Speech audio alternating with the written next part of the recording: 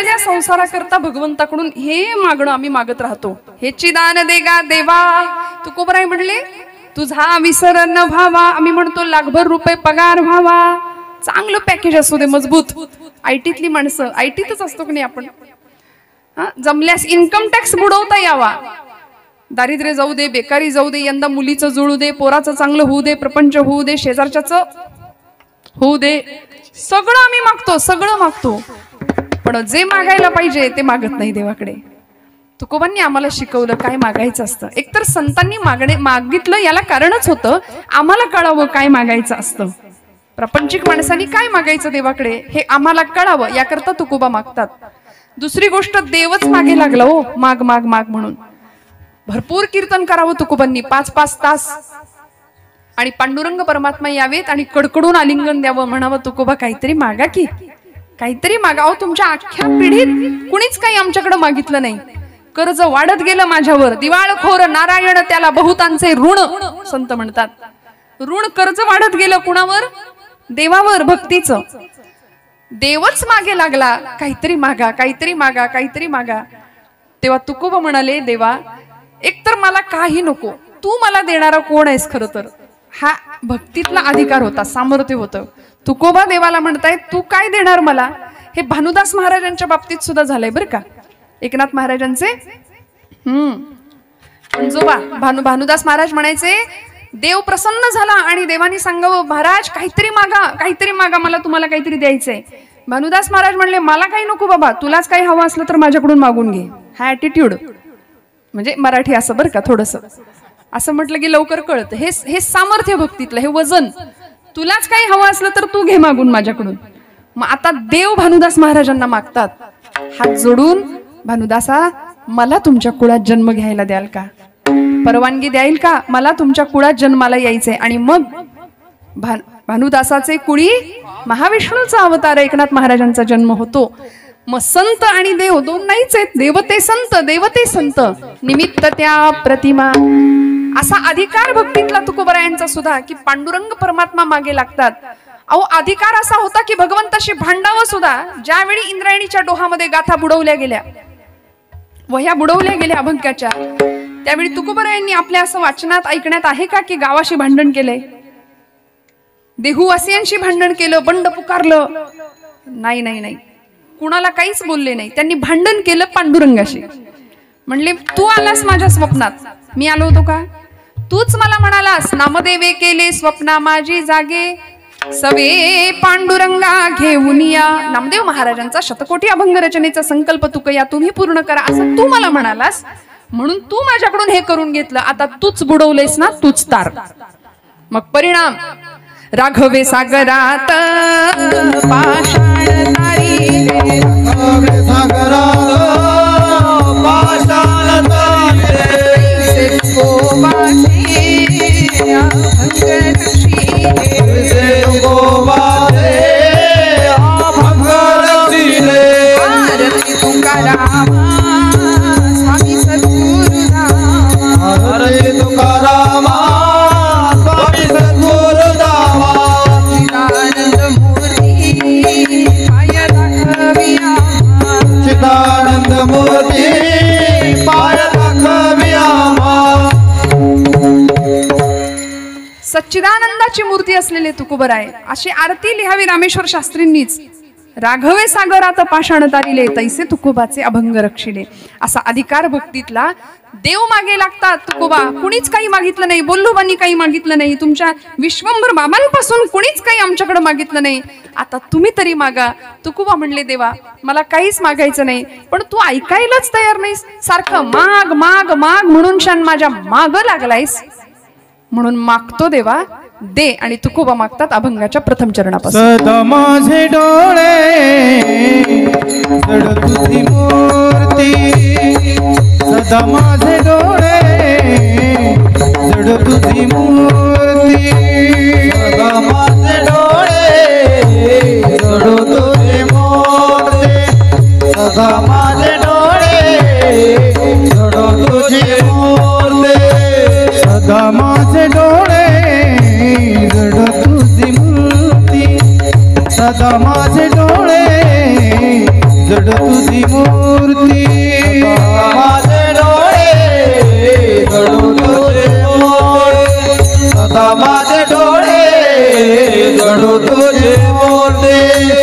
रखुमाईच्या पती सोयरिया रखुमाईच्या पती सोयरिया गोड तुझे रूपा गोड तुझे नाम गोड तुझे रूपा गोड तुझे नाम रखुमाईच्या पती सोयरिया रखुमाईच्या पती सोयरिया गोड तुझे रूपा गोड तुझे नाम गोड तुझे रूपा गोड तुझे नाम सदा माझे डोळे जडू तुझी मूर्ती रखुमाईच्या पती सोयरिया रखुमाईच्या पती सोयरिया सदा माझे डोळे जडू तुझी मूर्ती रखुमाईच्या पती सोयरिया रखुमाईच्या पती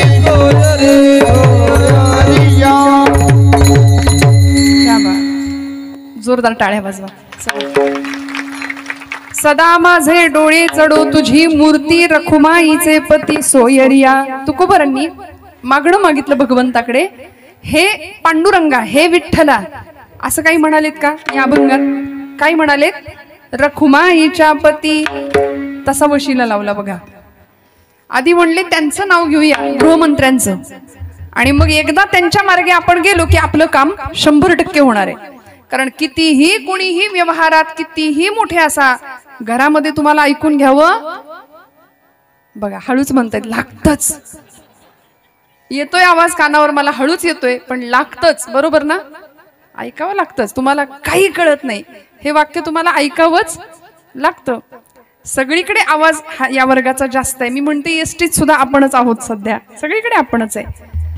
तुकोबा म्हणाले मला पांडुरंग परमात्मा देईल यात शंका नाही, पण मी या बाजूने गेलो आणि आईच्या थोडासा आधाराने गेलो तर मला अजून काहीतरी जास्त मिळेल. अध्यात्मातलं खरं धन, परमार्थाचं खरं धन जे मला हवंय ते पांडुरंग परमात्मा दिल्याशिवाय राहणार नाही. तुकोबांनी भगवंताला रखुमाईच्या पती सोयरिया असं म्हणून साक्षात आदिशक्ती जगदंबेचाही गौरव केला आणि त्या परब्रह्मालाही वंदन केलंय. आपल्याकडे शिवशक्ती, लक्ष्मी आणि विष्णू, पांडुरंग परमात्मा आणि रुक्माई माता म्हणजे शिवशक्तीचं हे प्रतीक आहे, हे मिलन आहे. भगवंत आणि त्यांची ती शक्ती एकटे होते भगवंत, त्यांना अनेक व्हावंसं वाटलं. वेदवचन आहे एकोहम बहुश्याम, म्हणून देव अनेक होण्याकरता ब्रह्म एकटं निर्विकार आहे, त्याला आकार नाही, तो अजन्म आहे. अनाम असलेलं ब्रह्म एकटं होतं. त्यांनी विचार केला की मला अनेक व्हायचंय, मग आधार घेतला आपल्या मायेचा, लक्ष्मीचा, आदिशक्तीचा, आणि म्हणून मग या सृष्टीची निर्मिती झाली. ब्रह्म आणि मायेचं मिलन झालं, पुरुष प्रकृतीच्या मिलनाने सृष्टी निर्मिती झाली. म्हणून आपण ब्रह्म आणि मायेच्या गुणाकारातनं भगवंतांनी सृष्टी निर्माण केली. भागवतामध्ये सांगितलंय मनु हा आपला पहिला पूर्वज आहे. कोण आहे? मनु हा आपला पहिला पूर्वज आहे. मग ती सगळी वंशावळ भागवतामध्ये आपण नेहमी ऐकतो बऱ्याचदा. कधी जास्त कुणाला अभ्यासाची इच्छा असेल, आवड असेल तर नक्की ते वाचून काढून बघा कधीतरी, की आपला पूर्वज मनु आहे. डार्विनचा उत्क्रांतीवादाचा सिद्धांत इंग्रजी शिक्षणामुळे आमच्या पोरांना शिकवतो. आपली उत्क्रांती कुणापासून झाली? मनुष्याची उत्क्रांती कुणापासून झाली? माकडापासून झाली. मी ठामपणे सांगते, ज्यांनी कोणी सांगितले त्यांची उत्क्रांती झाली असेल त्यांच्यापासून, आपली नाही. 5000 वर्षापूर्वींचा इतिहास, हजारो वर्षापूर्वींचा इतिहास आपला. एकटं ब्रह्म होतं, मायेचा आधार घेतला, मनु हा आपला पहिला पूर्वज, आणि तिथून आपली मानव, मनुपासून झाला म्हणून मानव. म्हणून आपण सगळे मानव आहोत, पण कधी कधी वागतो दानवासारखे. देवाने इतकं दिलंय तरी सुद्धा आमच्याकडे समाधान नावाची श्रीमंती नाही. तुकोबा आम्हाला शिकवतात काय मागायचं. काय मागितलं? व्यवहारातलं काही मागितलं? देवा दारिद्र्य जाऊ दे. किती होतं दारिद्र्य तुकोबांच्या घरी? म्हणायचे आम्ही सदैव सुडके जवळी येता चोर ही धाक. चोर सुद्धा 10 वेळा विचार करेल आमच्या घरात येताना, जाऊ की नको. आपलीच बुद्धी फिरायची, दया यायची, आपल्या जवळच काही ठेवायची इच्छा व्हायची, त्यापेक्षा नकोच याच्याकडे जायला. बरे झाले देवा निघाले दिवाळे, बरी या दुष्काळी पीडा केली. बरे झाले देवा बाईल कर्कशा, आवलीला म्हणायचे. बरी ही दुर्दशा जनामध्ये बरं झालं. आणि वेदना आम्हाला भगवंताच्या जास्त जवळ नेते. मी वाक्य परत बोलते. प्रपंच उत्तम असेल, सुखाचा असेल, संसार सुखाचा असेल तर देव नाही आठवत. संसार तापाचे चटके जर सहन करायला मिळाले तरच देव आठवतो. आम्हाला आमच्या आयुष्यातली वेदना देवाकडे घेऊन जाते, म्हणून दुःख मागावं देवाला. कुंती आत्यानी मागितलं तसं दुःख मागितलं, दुःखाचे डोंगर म्हणाली कोसळू देत. कारण आम्ही माणसं अशी आहोत की आम्हाला सुखात तू आठवत नाही, आम्हाला दुःख आलं की तू आठवतोस. खरं तर इतकं दिलं भगवंतांनी, पण आम्ही असमाधानी आहोत. पहिली गोष्ट अव्यंग असा देह दिला आम्हाला त्यांनी. नाही केलं आंधळं, नाही केलं पांगळं, मुक बहिरं, काही नाही, अव्यंग देह दिला. पण आम्ही असं आहे की आमच्याकडे काय नाही याचं रडगाणं आयुष्यभर गात राहतो. जॉर्ज वॉशिंग्टन नावाचे अमेरिकेचे राष्ट्राध्यक्ष त्यांच्या चरित्रात असं म्हणायचे की मला बूट नव्हते घालायला म्हणून मी खूप दुःखी असायचो. माझ्या आई वडिलांना माझी गरिबी घरची, मला पायात घालायला चांगल्या प्रकारचे क्वालिटीचे बूट नव्हते, शूज नव्हते, म्हणून मी रडायचो, म्हणून मला वाईट वाटायचं. पण माझं हे दुःख त्या दिवशी संपलं जेव्हा मी पायच नसलेला माणूस पाहिला. जगामध्ये इतकं दुःख आहे, इतकं दुःख आहे. कोट्यावधी माणसं आज आपल्या भारत देशामध्ये, भारतापुरतं बोलूया, कोट्यावधी माणसं अति खाण्यामुळे मरतायत आणि निम्मी माणसं खायला न मिळाल्यामुळे मरतायत. प्रचंड तफावत आहे, भेद आहे. समाधानी कुणीच नाहीये. काही माणसं अशी आहेत सगळं आहे पण खाता येत नाही, आनंद घेता येत नाही. सगळं आहे उत्तम, एकदम आयुष्य आरामाचं जीवन आहे, पण सकाळी उठल्यापासून रात्री झोपेपर्यंत गोळीबार आहे सगळा. म्हणजे जेवणा आधीची एक गोळी, जेवणानंतरची एक गोळी, दुपारी झोपायच्या आधीची एक गोळी, मग संध्याकाळची गोळी, मग रात्रीची गोळी, दिवसभर गोळीबार आहे. आरोग्याची श्रीमंती नाही, मनाची तर नाहीच नाही. ही सगळी लक्ष्मी आहे तुमच्या माझ्याकडे असली पाहिजे अशी. आरोग्य नावाची वैभव लक्ष्मी, संस्कार लक्ष्मी घराघरात. मग हे सगळं भगवंतांनी आम्हाला दिलंय, पण आमची श्रीमंतीच आम्ही लक्षात घ्यायला तयार नाही आणि नाही तिकडे लक्ष देतो, म्हणून आम्ही दुःखी आहोत. आमच्या दुःखाचं कारण आम्हीच आहोत बरं का. त्यामुळे काय दिलंय इकडे बघूया. तुकोबांना माहिती होतं देवानी मला खूप दिलंय. अहो, एका अवयवात जरी बिघाड झाला आमच्या तरी किती फसगत होते. शेतामध्ये काम चाललं होतं, नांगराला बैल झुंपली होती. आता जुना काळ बैलाची शेती इकडे होते का? अजून होते बैलांची शेती. छान बैलांनी नांगरणं चालू आहे आणि एक शेजारच्या गावचा वाटसरू असा रस्त्याने निघाला होता. त्यांनी विचारलं, पाहुणे रस्ता कुठं जातो? हा नवीन आहे जरा या भागात, सांगता का रस्ता कोणीकडे जातो? खरं तर रस्ता कुठंच जात नाही, मराठी भाषा आहे. त्या रस्त्यावरनं माणसं जातात पुढं, रस्ता वर्षानुवर्ष तिथंच राहतो. पण आपली म्हणण्याची पद्धत, रस्ता कुणीकडे गेला, हा कुठं जातो? त्या मालकाने सांगावं, माझी बैल नाही विकायची नाहीत म्हणला. एवढी धिप्पड खाऊ पिऊ घातलंय, चांगली पोचलीत म्हणली जनावर, आता कुठं विकतो? विकत नाही, बैल नाही विकायची. तुम्हाला जसं कळलं तसं त्या वाटसरूला कळलं की काही अडचण आहे बाबा, निघूया, इथं काही आपलं काम होणार नाही. गेला निघून पुढे. दुपार झाली, माध्यान्ह वेळी त्या शेतकऱ्याची बायको छान कारभारीने आपली भाकरी पाटी डोक्यावर घेऊन आली. सांगितलं, कारभारी बैलांना मोकळं करा, चारा पाणी घाला आणि बसा जेवायला. दोघंही जेवायला बसले. सुरुवात केली, थोडंसं जेवण झालं आणि ह्यांनी त्याला ते आठवलं. तो बैल शेजारचा माणूस आला होता कुठल्या तरी गावचा, आपली बैल मागत होता. तो म्हणला, अगं कोण कुठला म्हणे पाहुणा कुठल्या गावचा, आपली बैल विकत मागत होता. मी म्हणलं, माझी बैल मी नाही देणार, अजिबात नाही द्यायचा. मी कसं करू, माझं कसं व्हायचं? ती म्हणली, अहो मी नाही केली, सुनेनं केली म्हणे भाजी. तिला वाटलं भाजीत मीठ कमी म्हणून मला ओरडत आहेत की काय. म्हणली, आता अक्कलीचा भाग नाही, काडीची अक्कल नाही. ते सासू सुनाचं काय संवाद असतो गोड, कशाला मी सांगू तुम्हाला, असतो की नाही. घराघरात इतकं छान प्रेमाचं बोलणं असतं. क्वचित अशी घरं असतील की भांडणं होत असतील. छान छान संवाद. ती म्हणली, आता घरी गेल्यावर बघते म्हणे. तिला लग्न होऊन एवढे दिवस झाले, भाजीत मिठाचा अंदाज नाही, स्वयंपाकाचं काही कळत नाही, भाजीत मीठ किती घालावं कळत नाही, घरी जाऊन बघते म्हणाले. असं सासू सुनेचं सांगायला लागले की चेहरे बघा ना कसे खुलले त्यांचे. लगेच म्हणजे कीर्तनामध्ये अशाच गोष्टी असल्या पाहिजेत असं एक साधारणपणे अपेक्षा आहे बरं का आपल्या सगळ्यांची. पण असो, दृष्टांत हा दृष्टांतपुरता असावा. दृष्टांताची रचना कीर्तनातली सिद्धांत पक्का व्हावा याकरताय. मला सांगायचा सिद्धांत काय आपण लक्ष देऊ नये का. ती म्हणाली, मी संध्याकाळ झाली की घरी जाते आणि सांगते म्हणली तिला, बघते कशी धारेवर घेते. घरी आली आणि झालं तोंड सुख सुरू झालं, तोंडाचा पट्टा, तुला काही कळत नाही म्हणे, लग्नाला इतके वर्ष झाली, भाजीत मिठाचा अंदाज किती मीठ असावं तुला कळत नाही, एवढं मीठ घालून ठेवलंय भाजीत. ती लागली रडायला. तिला एवढंच कळत होतं काहीतरी बिघडले, ओरडतायत माझ्यावरती. इतके दिवस या घरात येऊन इमानी इतबारी यांचं सगळं करते, सगळ्यांचं सगळं करते, रांदा वाडा उष्टी काढा, मला काडीची किंमत नाही म्हणली या घरात. येऊ दे म्हणली त्यांना संध्याकाळी घरी, सगळं सांगते आणि बॅग भरून तयार ठेवते, घरी निघून जाते माहेरी. आणि मग मात्र संध्याकाळ झाली, महाशय पिठाचा डबा डोक्यावर घेऊन आले होते घरात. आता ते नेहमीचं काम होतं त्यांचं, गिरणीत नाही यायचं. तुम्ही हसताय, तुमच्याकडे पण हा अनुभव आहे वाटतं, आहे की नाही? ते आपण हसतो कशामुळे माहितीये का? आपल्या फाईल ओपन होतात. विठ्ठल विठ्ठल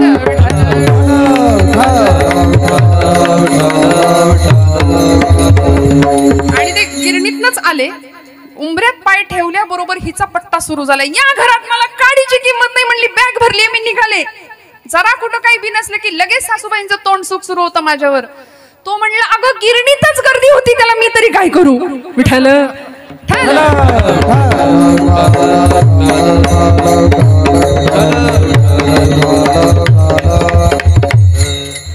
आता विनोद बाजूला ठेवूया. मला सांगायचंय, एक अवयव बिघडला, थोडस त्याच्यामध्ये काही कमजोरी निर्माण झाली तर किती फसगत होते. आणि जर परमेश्वराने एवढा सगळा देह, एकाही रुपयाचा हिशोब न मागता अव्यंग असा देह आम्हाला दिलाय, देवे दिला देह कशा करता? भजना गोमटा. मग आता सावध होऊया ना. नाही जमलं 20व्या वर्षी, नाही जमलं 40व्या वर्षी, नाही जमलं 60व्या वर्षी, आता 70 ओलांडली. आता तरी एक आजोबा इतके डोक्याला हात लावून बसले होते, सगळं कमावलं होतं, 7 पिढ्या बसून खातील बाबा, एवढं कमावलं होतं, तरी सुद्धा चिंता होती. म्हटलं काय झालंय? म्हणे अगं 8वी पिढी काय खायली याची चिंता लागली. किती आम्ही विचार करतो प्रपंचाचा, इतकं गुंडाळून ठेवलं प्रपंचाने आम्हाला, या मायेनी बद्ध करून ठेवलं. याच्या पलीकडे जावं आणि तुकोबांसारखं दिव्य मागणं मागावं. देवा तुला द्यायचंच आहे ना, तर या नश्वर संसारातलं मला काही देऊ नको. सदा माझे डोळे, आता तू बसलायस की नाही, प्राणप्रतिष्ठा झाली आहे, तू आलायस, आता माझ्या डोळ्यांना तुझं दर्शन घडू द्या.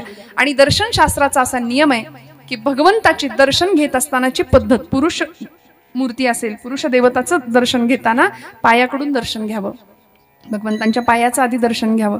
पण झालंय काय माहितीये का? सगुणाची पूजा आम्हाला संतांनी दिली. तुकोबराय आम्हाला सगुण पूजा सांगतात या अभंगात की देवा मला तुझं दर्शन डोळ्यांनी घडू दे. डोळ्यांना काय होऊ दे? सदा माझे डोळे जडो तुझी मूर्ती.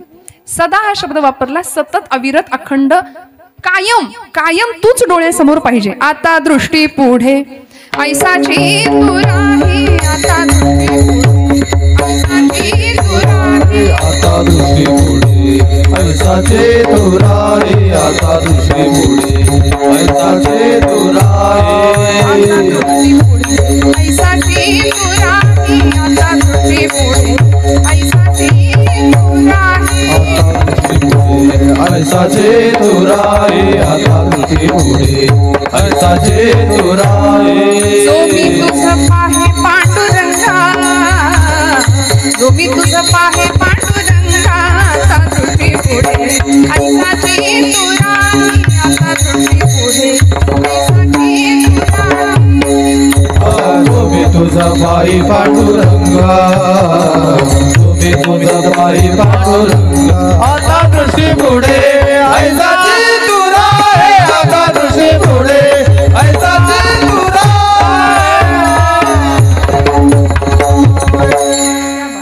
भगवंताच्या सगुण मूर्तीचा विग्रह समोर असेल ना तर त्याच्याकडे बघावं. इतकं सुंदर रूप डोळ्यांमध्ये साठवावं. सदा माझे डोळे. आता तुकोबरायांना वाटतं माझ्या डोळ्यांनी पांडुरंगाला बघावं, आपल्याला काय वाटतं आपल्या डोळ्यांनी काय बघावं, हा ज्याचा त्याचा प्रश्न आहे.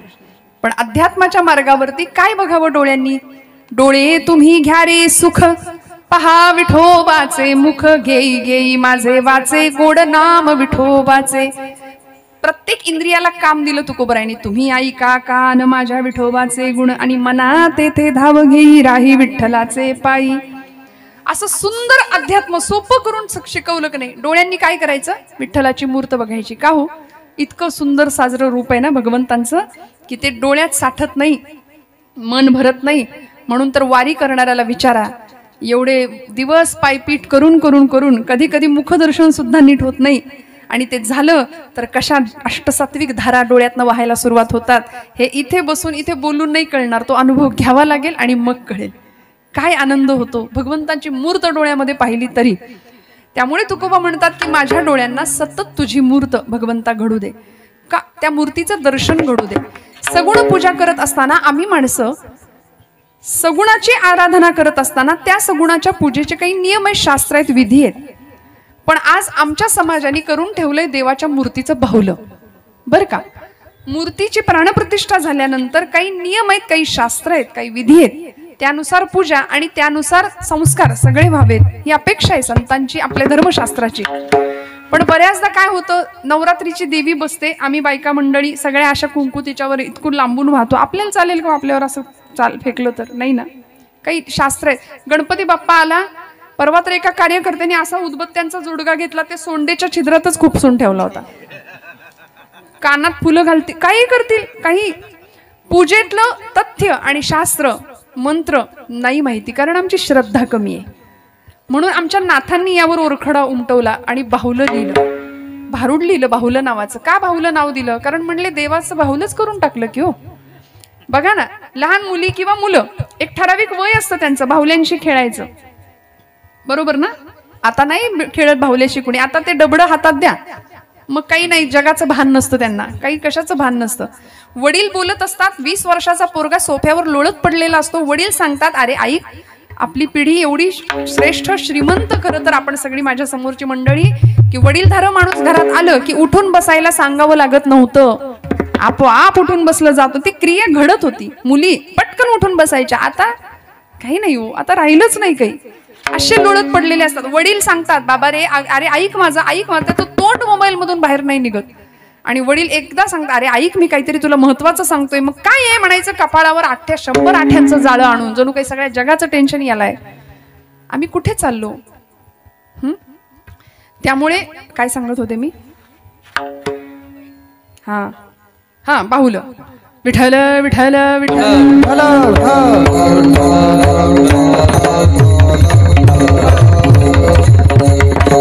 श्रोता असा पाहिजे, श्रोता असा पाहिजे. म्हणजे आपलं विसरलं तरी आपल्याला पटकन जाणीव करून देणारा जागृत श्रोता कीर्तनाकाराला लाभणं फार महत्वाचं आहे.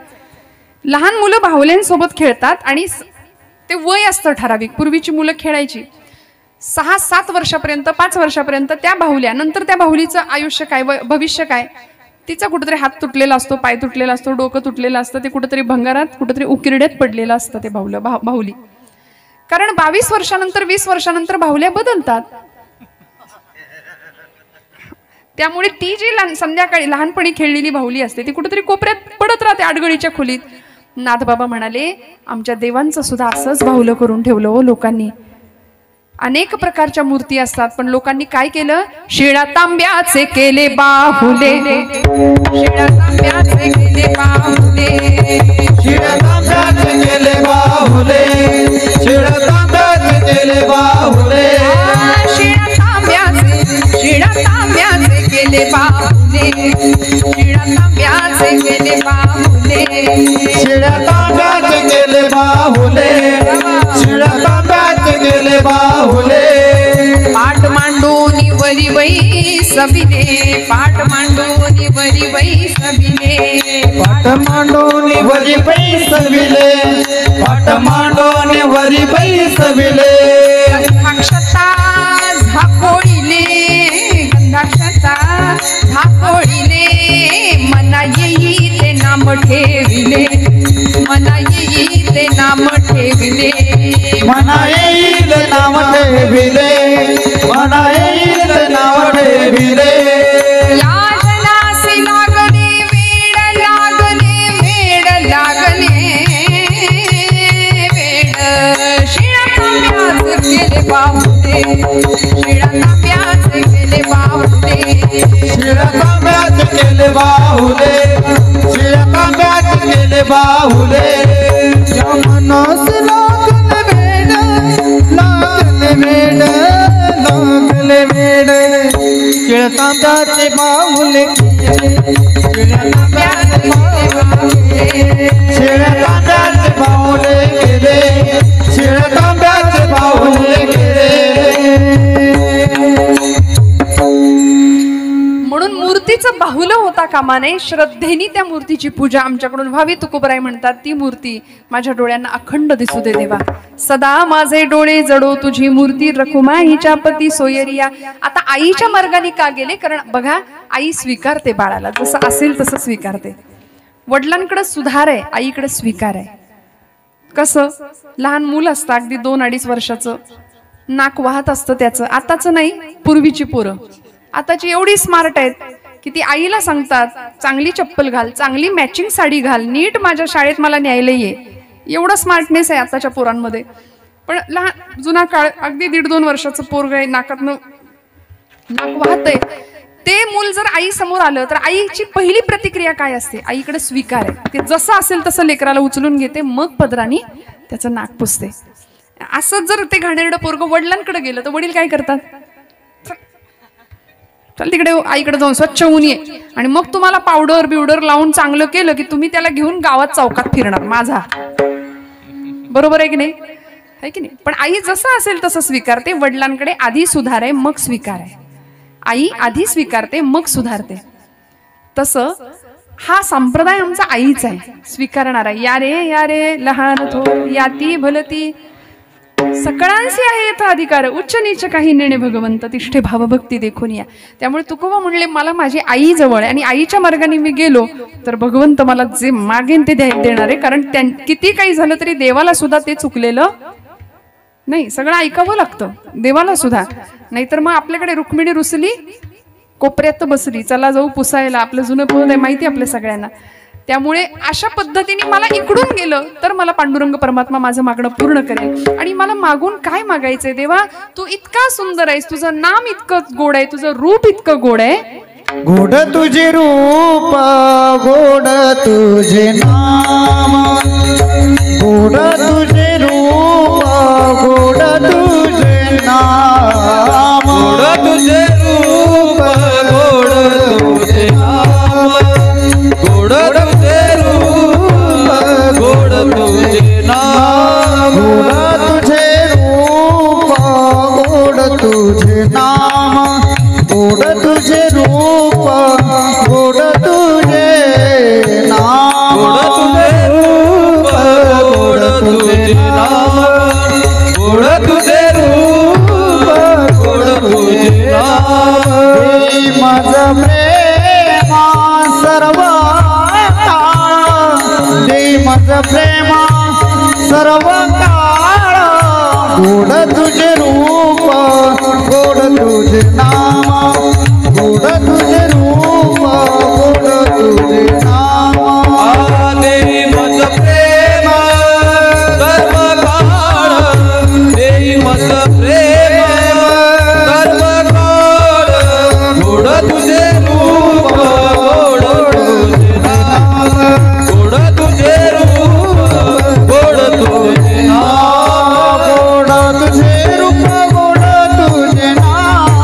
देवी मज प्रेमा सर्व काळ, देवी मज प्रेमा सर्व काळ, गोड तुझे रूप, गोड तुझे नाम, देवी मज प्रेमा सर्व काळ, देवी मज प्रेमा सर्व काळ.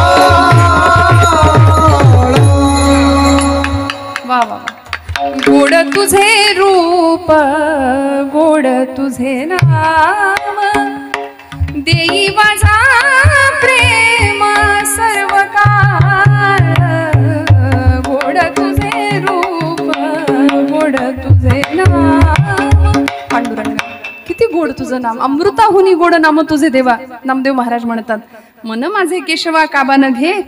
अरे इतकं गोड नाम आहे, अमृतापेक्षा सुमधुर नाम आहे तुझं. विठ्ठल नाम उच्चारलं की आता डॉक्टर सुद्धा सांगतात हार्ट अटॅकचे पेशंट बरे होतात विठ्ठल उच्चाराने, नामानी.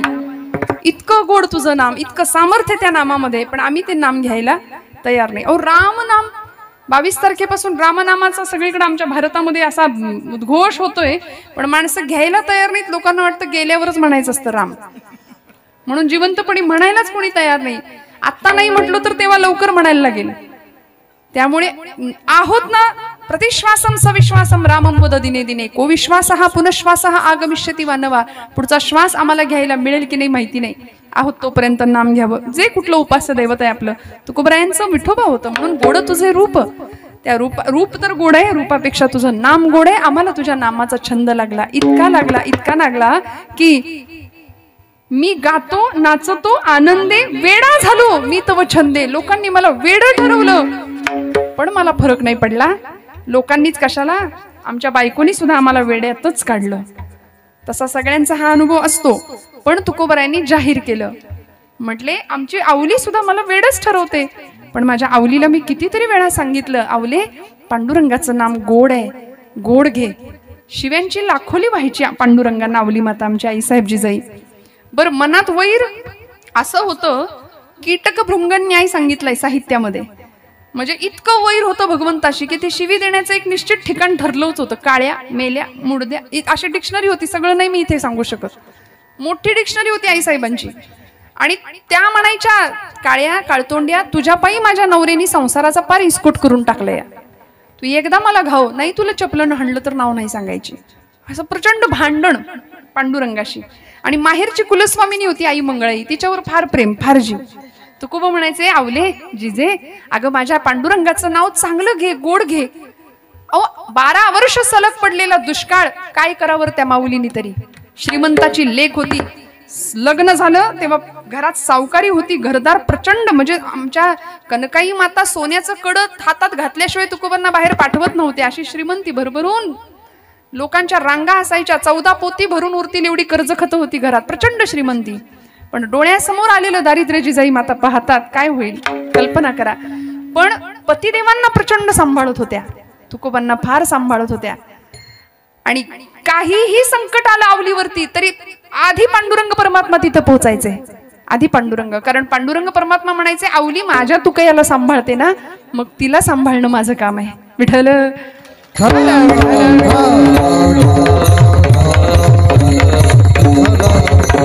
मैपत बाबांनी तुकोबांचं चरित्र लिहिलंय की नाही, त्या चरित्रामध्ये तुकोबा प्रचंड दुष्काळजन्य परिस्थिती, गुरढोर मरतायत अन्न पाण्या वाचून, आणि एखादी 80 वर्षाची जख्ख म्हातारी तुकोबांच्या दारात यायची.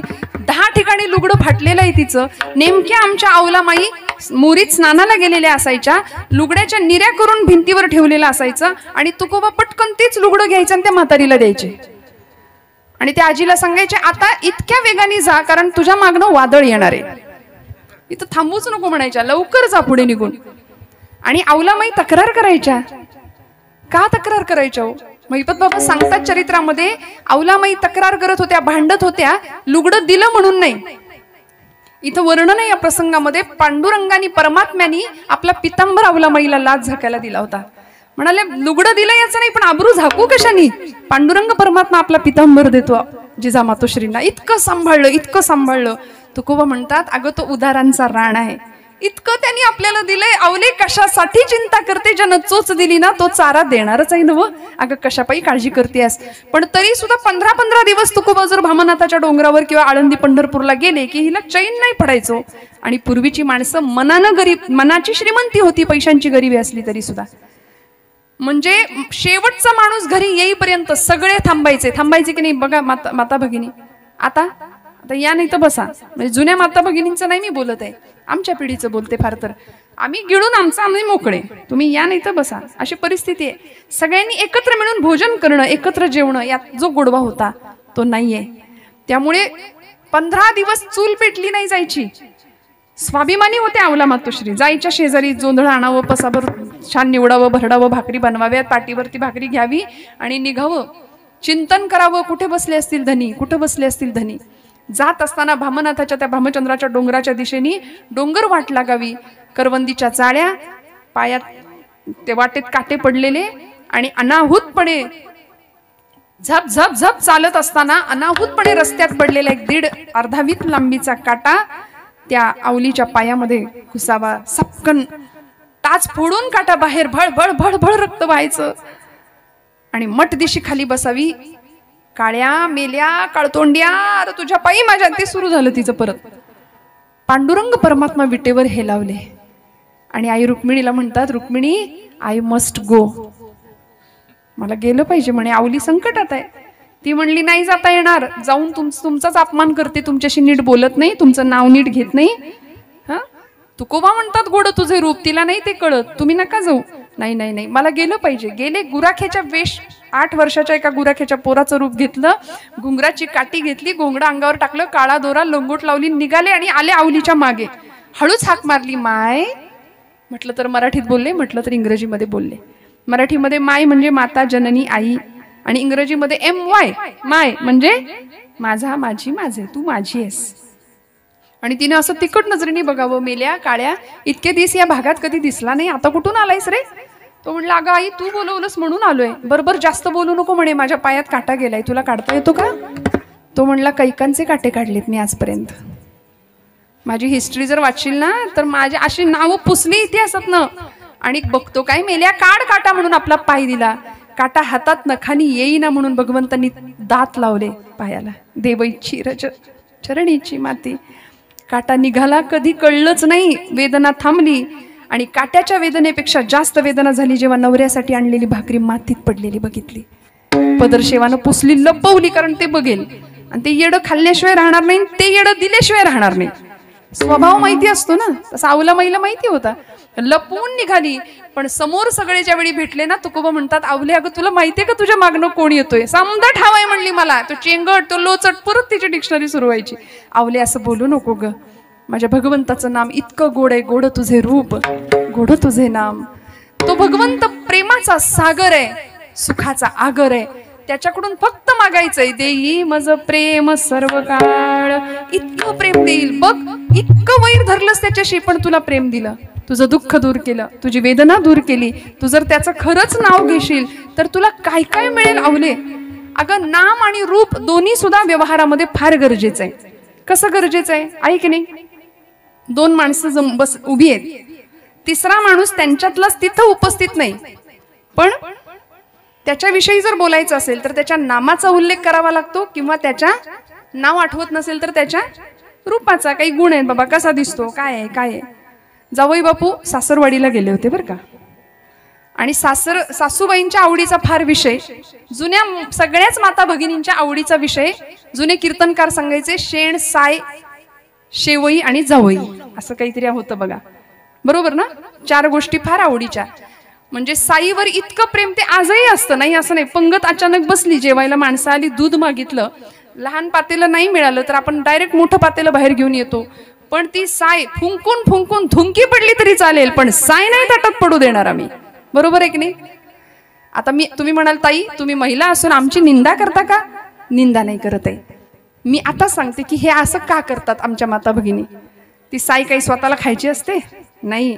ती साई जमवून तिला छान विरजण लावून तिचं दही म्हणतं मस्त साईचं, त्याच्यानंतर छान त्याचं ताक करायचं मस्त लोण्याचा असा खमखमीत मस्त खमंग गोळा, आणि मग त्याचं इतकं खमंग तूप तयार होतं. आणि ते तूप स्वतः खातो का आपण? नाही. आपले पती, आपली लेकरं, आपलं घर पुष्ट व्हावं, दष्ट त्यांच्या पोटात जावं, हा त्याग आहे. म्हणून जगातली सगळ्यात मोठी डिग्री आहे गृहिणी बरं का. आता टाळ्या वाजवायला हरकत नाही यांच्यासाठी. म्हणजे या देशातल्या प्रत्येक गृहिणीचं प्रत्येक घरावर खूप मोठं कर्ज आहे बरं का, खूप मोठं कर्ज आहे. म्हणून त्यांचा मोठेपणा तुम्ही अजिबात नाकारायचा नाही. ती लक्ष्मी आहे तुमच्या घरामधली.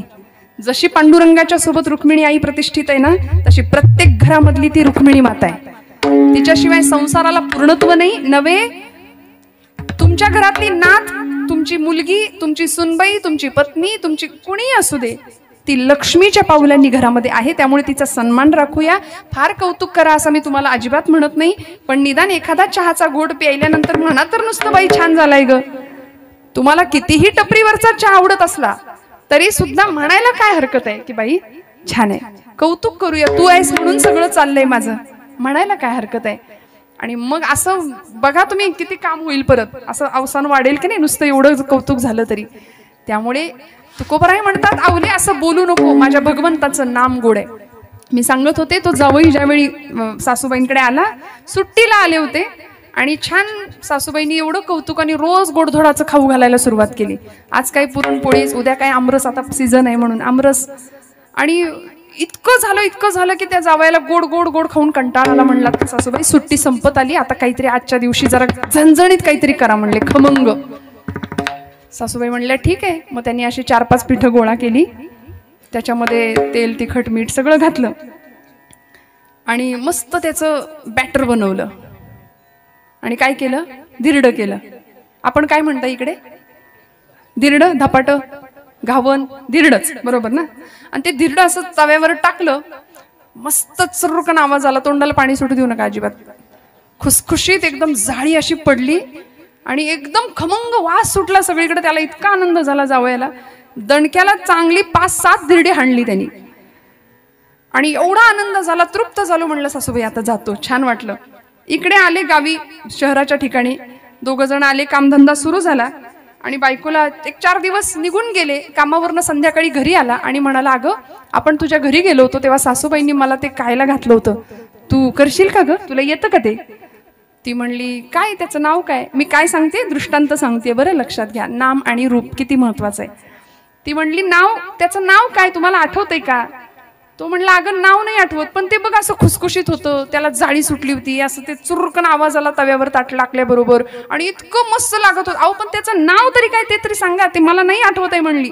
याला भूक लागली होती, त्याला ते हवंच होतं काही करून आणि भूक आली. भूक कंट्रोल नाही झाली की माणसाचा राग वाढतो बघा, प्रचंड राग वाढायला लागला. ती म्हणते, अहो सांगा तरी, नाव सांगा, नाव आठवतंय का? अगं ते नाही का, ते असं जाळीदार होतं, खुसखुशीत होतं, खमंग होतं, अहो नाव सांगा म्हटली. नाव आठवे ना, शेवटी यांनी काठी घेतली कोपऱ्यातली, जुना दृष्टांत, आणि तिला बडवायला सुरुवात केली. शेजारची म्हातारी आली, म्हणली, अरे मेल्या, मारून मारून माझ्या पोरीच्या पाठीचं नुसतं धिरडं करून